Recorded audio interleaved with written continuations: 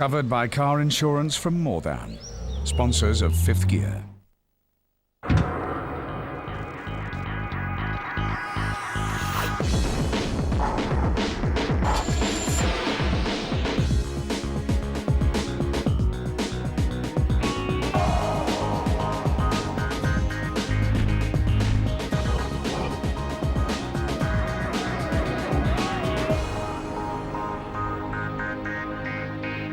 Tonight, I'll be revealing Britain's speed camera hotspots, places where you could spend more time watching your speedometer than the road.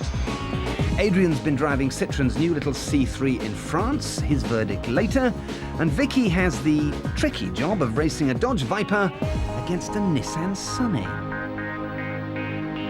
But first, Tiff's been to Italy. The arrival of any new car always creates a stir. That's when it's the first new car for 10 years from the most evocative name in motoring, Lamborghini. The anticipation is apocalyptic. A new breed of raging bull that must follow the devil itself, the Diablo. In order to pay for their very survival, Lamborghini have now sold their soul to Audi. And the question is, can they continue the blood rush of the past with the Murcielago?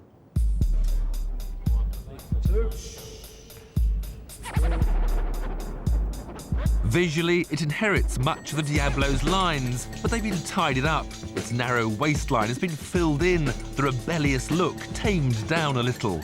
No monstrous rear wings anymore.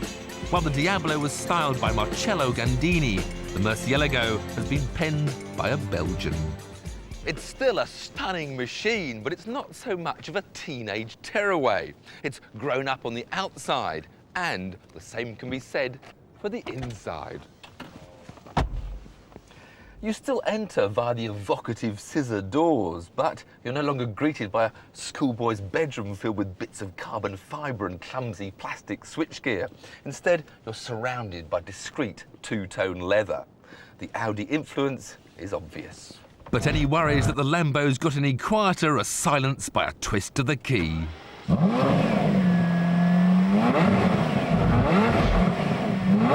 V12 Harmony is just the sweetest sound an engine can make. Not bad for a company that started out building tractors.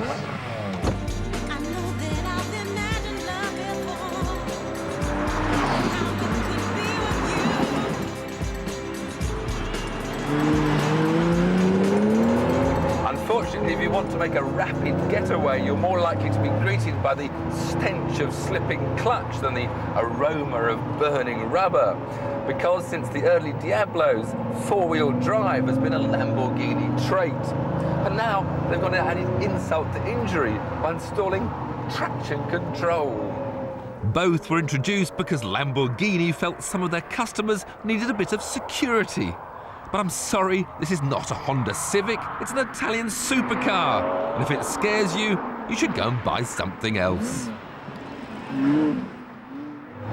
This may be the first Lamborghini to have a 6-speed gearbox, but you only ever need 2 of them because the 7,800 RPM red line is good enough for nearly 90 miles an hour in second.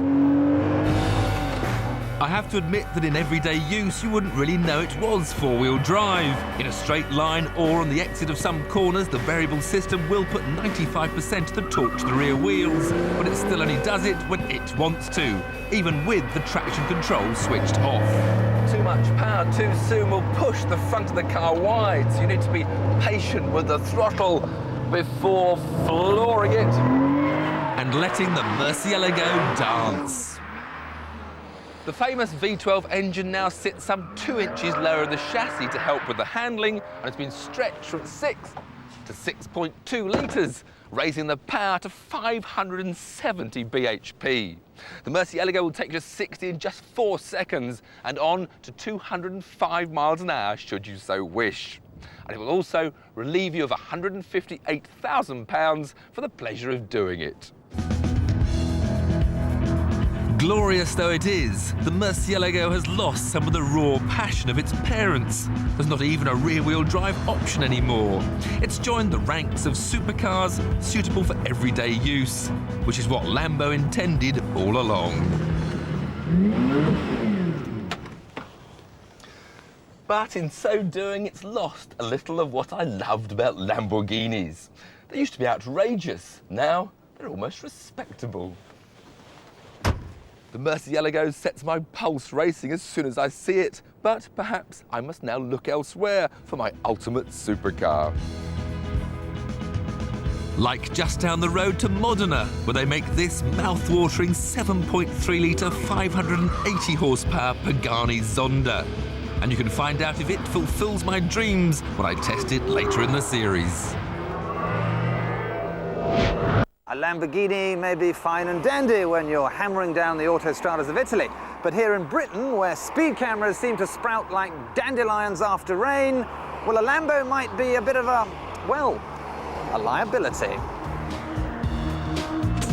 In fact, you might be surprised to learn that even the police don't actually know how many speed cameras there are in the UK. But more than 1 million speeding tickets were issued in 2000, up a third since 1998. That's one every 30 seconds. The debate about speed is one we're going to keep close to our hearts on Fifth Gear. But tonight we're not going to discuss the why, whether speed cameras have a genuine social benefit or undermine respect for the law. We're going to discuss the where. Where is that momentary lapse in concentration likely to ruin your day, your license, or even your job? We're going to expose the speed camera capitals of Britain. And to help us find these cameras, we're using Geodesy, one of the available GPS systems that plots the location of every site in the country. And the first of our red-hot hotspots is Reading, where you'll find the greatest concentration of speed cameras anywhere in Britain. Within a 3-mile radius of the city centre, there are no less than 64 Gazzos. But drive a little further northeast and you'll find a single road that has even more cameras than David Bailey. Welcome to Watford, our second danger zone, home to Britain's most speed camera-laden stretch of road. I've just exited the M25 at junction 20 and I'm heading along the A412, and I feel as though I'm about to have the mother of all heart attacks. And no, that isn't my heart monitor. This is a speed camera warning device, and as you can hear, it is going off like a barking budgerigar. Why? Because in the space of about 4 miles...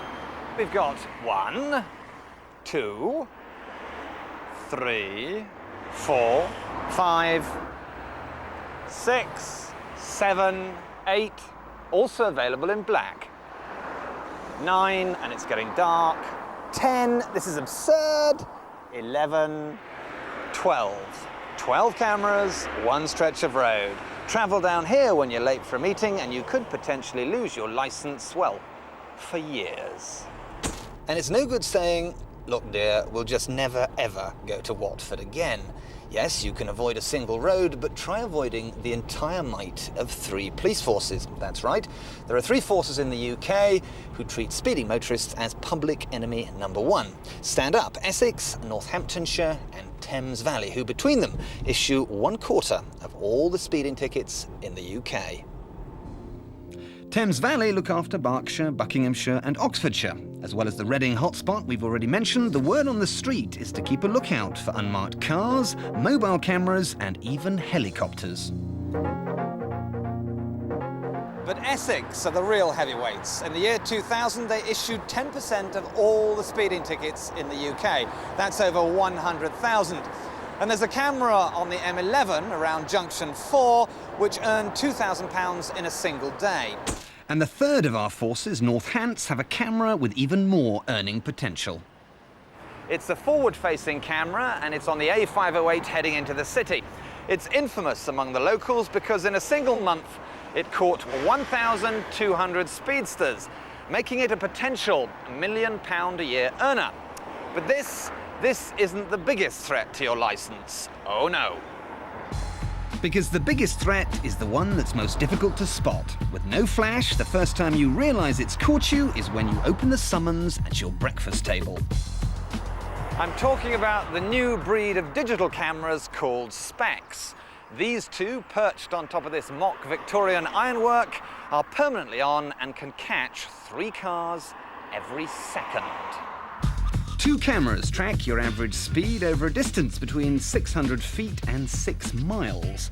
A digital picture of the offending car is then immediately sent to a police computer. As well as the A43 here in Northampton, this is where they're currently on patrol. On the M5, Junction 12 roadworks, the M62 between Junction 7 and 9, the M6 at Junction 6, around Linden and Podsmead in Gloucester, and finally around Nottingham, where the system on the A610 and Ring Road is currently being expanded. That's the present, but what about the future? Well, the latest guidelines recommend that all new cameras be sighted only at accident black spots and be highly visible. So we asked the government if that therefore meant that some cameras would be pulled up, and they said they'd look at each site and decide whether moving it would increase the risk of accident. If this was the case, then the camera would be allowed to remain, which means maybe. When we asked the police, they simply weren't willing to speculate on future numbers of speed cameras. What we do know, though, is that the future for the motorist is a bit bleak. There will be more speed cameras. More of them will have film in them, which means more points and more bans. Don't say we didn't warn you. After the break, Quentin will be revealing where to get your hands on some of the best value new cars in Britain, and there'll be the chance for you to win a masterclass with me driving a quartet of supercars.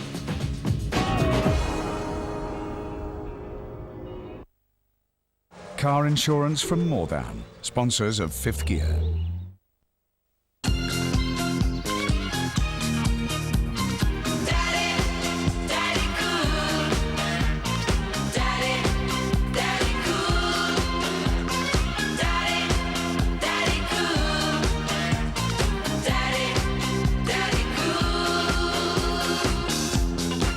With its unique Flex 7 seating system and 2-litre turbocharged engine, the new Vauxhall Zafira GSI handles life beautifully.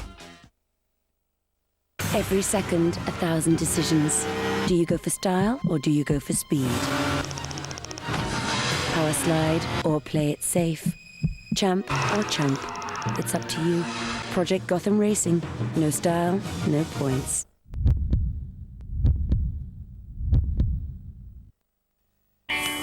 From now on, 1-to-1 is becoming part of something bigger. So now you can enjoy all the advantages of a new global mobile network. 1-to-1 becomes T-Mobile. T-Mobile. Get more.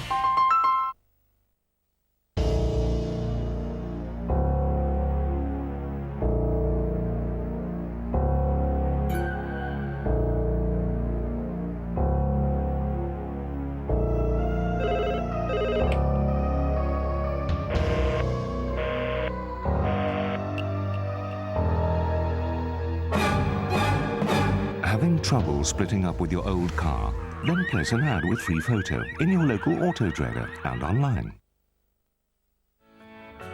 If you're a UK business, what network can you rely on to reach your customers quickly, cost efficiently, and in a way that makes them happy?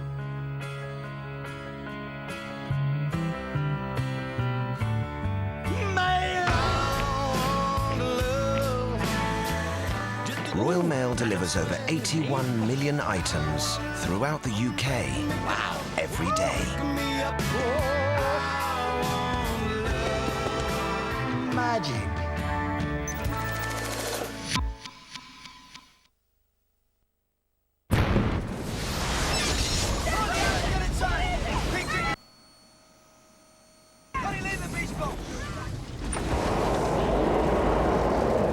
The most powerful bagless cyclone cylinder cleaner in the world, with an easy-to-empty dust chamber.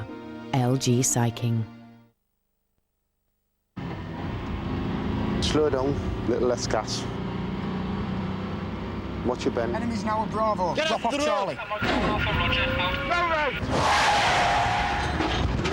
Cover lights. Get through the trees, go left.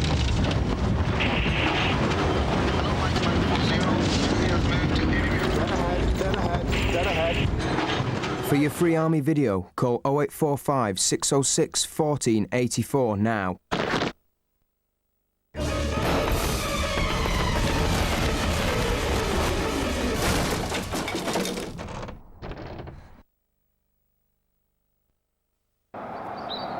from just $12,995 and with 0% finance over 3 years. The Vauxhall Zafira Club handles life beautifully. A prince obsessed with loyalty and control. Fear of his wrath kept rebellion down to a minimum. With a perverted sense of law and order. Prince Vlad employed a terror tactic he witnessed as a boy in Adrianople: impalement. Vlad the Impaler starts a new series of the most evil men in history tonight at 8:30. Car insurance from More Than, sponsors of Fifth Gear.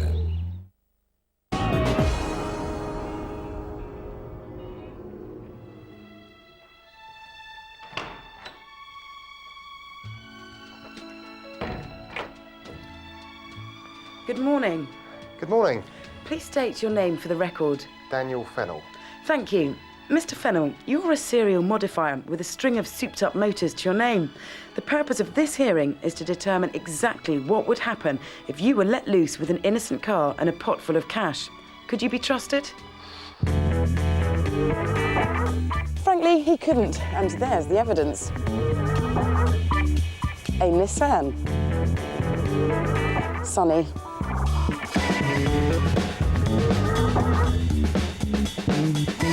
I've always had a love for Renault 5s and hot hatches, and the Sunny GTIR Nissan Pulsar, it's just a natural progression for me.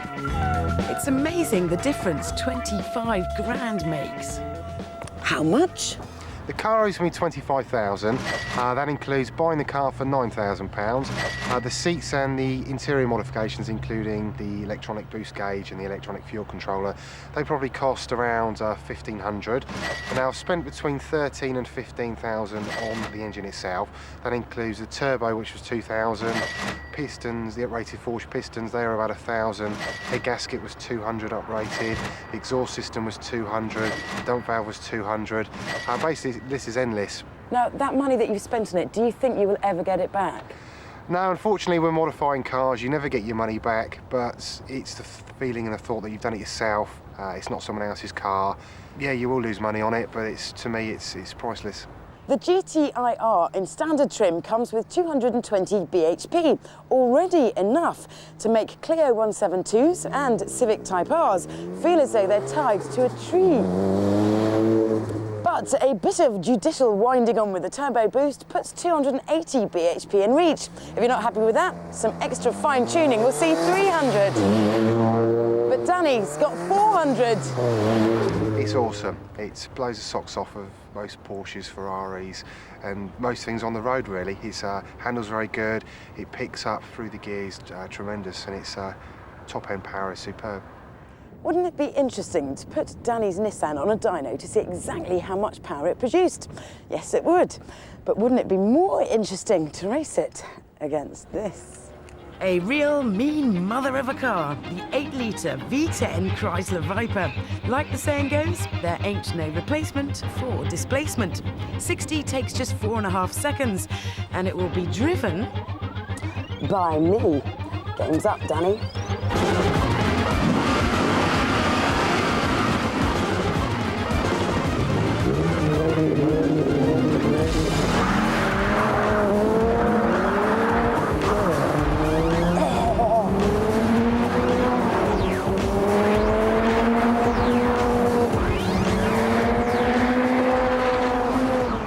Me, beaten by Nissan Sunny. Please don't tell anyone. Best of 3, Danny, obviously.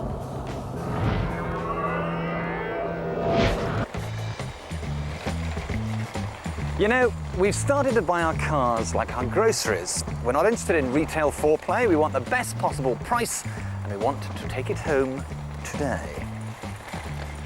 Long delivery times are scattering internet sellers and importers, which is why more and more of us are buying our cars at car supermarkets. And even with the bread and butter motors, you can still save yourself an awful lot of dough. Supermarkets buy in bulk from either cheap sources abroad or UK dealers turning round their stock. But that's not to say they're just a dumping ground for unwanted orphans. Even best-selling cars like this 2002 spec Focus are available, although the savings on those are dwarfed by the discount you can get on its big brother family wagon, the Galaxy. How does £6 grand off sound?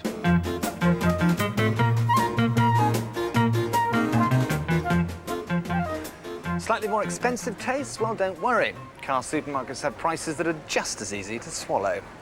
Don't groan. These days, the cheapest place to be seduced by an Italian hussy is down the supermarket, and I bet you never considered a Megane Cabrio before. But you would if you could save more than $4,000. Even the mildly exotic VX 220 is available, although it'll probably have an Opel badge on its bonnet. And on some of the big ticket items, the savings at car supermarkets are so huge they must be, that's right, nuts. Don't expect a test drive and don't expect to be able to dictate an exact specification. You have to take what's on offer. But then that's the trade-off for dealing with companies whose profit margins are measured in hundreds, not thousands. And all your hard work isn't over just because you've discovered an epic discount. Make sure the car you're buying is UK spec down to the last nut and bolt, check for the right amount of electric windows and that stereos are where they should be. And remember to take into account any free insurance or finance deals a franchise dealer might be offering. Satisfy yourself with all that and you'll be satisfied that the car supermarkets in the UK are the cheapest place to buy a new car. On Fifth Gear, we're planning a feast of competitions, and the first is a chance to win a day with me at Silverstone's Ultimate Supercar Experience, where you'll get the chance to drive the tyres of some of the world's greatest cars. If you're 21 or over and have held a full licence for 3 years, try your luck and answer this question. What did Lamborghini originally manufacture? Was it tractors, trains, or typewriters? Call 0901 565 5001 to enter, and we'll show that number again at the end of the programme. Lines close on the 14th of June, and you can also enter via our website, which features more details on all that's best about the programme, plus a bit more. French cars used to be a little bit bonkers, and Citroëns in particular were Captain Crackers. Then somewhere along the line, somebody gave them a frontal lobotomy, and what followed made physics look interesting. With the stodgy Zara and the loony, but not in a good way, C5, Citroën seem to have lost it altogether. But now they've shrugged off their straitjacket, put pencils up their nose, stuck pants on their heads, and come back with a brand new Super Mini, the C3.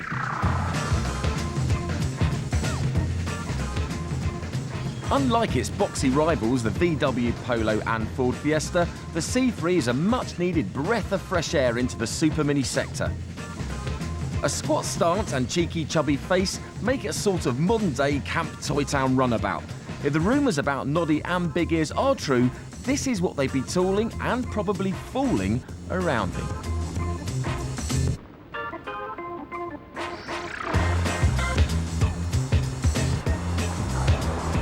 If Noddy were to take it for a test drive, though, he'd notice straight away that there's plenty of space for his trademark pointy hat, and his close friend wouldn't be bashing ears with everyone. But if there were any hat issues, they could go for the full-length sunroof option, just like you can get on the Picasso. But quite where those two Workshire layabouts would find the extra 500 quid it costs, it's beyond me. The C3 offers so much more than just space. There's these awesome armrests, storage drawers under the seats, a classic Citroën double glove box, sweet air vents, funky dials, and a removable ashtray. You can place it here, here, or even here, just in case the kids might want a crafty fag in the back. All of which goes to show that Citroën have put a lot of effort into the C3. Unfortunately, it was all knocked together by a close showbiz pal of Noddy, Mickey Mouse, and he wasn't having a good day. I'm not sure that's supposed to do that. Oh, nice one, another stowage area. That won't go back. Oh God, look at it. And look at the rigidity of that, just flimsy rubbish. I've broken it. Better put that back where it goes. Now, instead of concentrating on 2 glove boxes, why don't they just make one decent one? Look at that, flimsy as anything, junk. And that's not really going to stay on there forever, is it? Look at that coming away. Citroën, however, promise faithfully that these build quality problems will be sorted. Mind you, the rather slack two-tone paint job under the bonnet looks set to stay. Now, Citroën reckon this is the world's cleverest boot. What we have here is the Moduboard. Well, this device is meant to keep your muddy boots separate from your shopping. As you can see, It's an absolute pig to work out and totally flimsy. If I want a challenge, I'll buy a Rubik's Cube. Enough said, I think. Traditionally, Citroën small cars had such lively handling that they often tempted inexperienced drivers beyond their limits. But those same drivers won't be mucking about in the C3, which is based on an entirely new platform. Citroën are very happy to call this a shopping car, and thanks to the electronic speed-sensitive steering, which has very dopey reactions, you'll probably feel the same way. Only the very brave would try to discover just how fast a C3 can go around corners. But who wants to go sideways to the supermarket? Instead, sit back, relax in the Mini MPV driving position, appreciate the slick gear change and keen brakes, and soak up the comfy ride. No thrills or spills, just wholesome family fun. This is the happiest shopper in town. Initially, there'll be a choice of a 1.4 or 1.6 litre petrol and a 1.4 litre diesel, with a more powerful diesel coming in the summer. Prices kick off at $8,995 and top out at $11,995 for the 1.6 exclusive, which comes with 4 airbags, climate control, CD player, alloys and ABS. You won't find a prettier Super Mini for anywhere near the £9,000 asking price. Plus, it's got the drive and practicalities to match. But that's still a stack of cash to pay for a car with a flat pack interior. Until they sort the build quality problems out, the maddest thing about Citroën is who allowed this fun little car not to be a complete winner. Next week, Tiff finds out whether the new Range Rover really is as good as everyone's saying. Quentin discovers some criminally cheap classic motors. And Vicky meets the people who just can't leave their Saxos alone.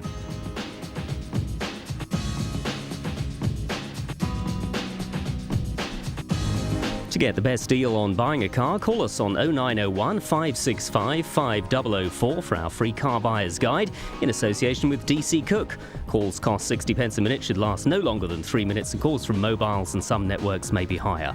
Or you can get it from our website, where Quentin Wilson is waiting now to answer your motoring questions at channel5.co.uk/fifth gear.